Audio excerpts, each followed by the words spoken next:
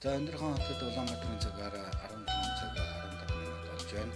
Эрх мэндэд сонсогчдоо бид дэлгүүрлэн анх энэ радио станцыг би яагаад байгуулах болсон юм бэ гэхээр өөрөө сэтгүүлчний хувьд энэ орон нутагт бас нэг дөрвөн шуурхай мэдээлэл хүргэх ийм орон зай үүлэгдэж байна гэдгийг бас олж харсан юм байна.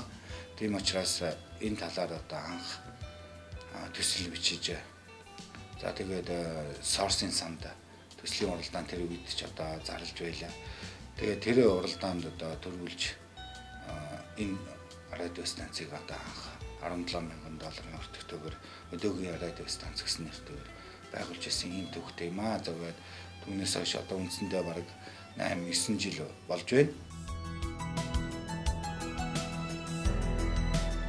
Орон нутгийн радио станцын гол онцлог бол орон нутагтаа л үйлчлэх асуудал байдаг.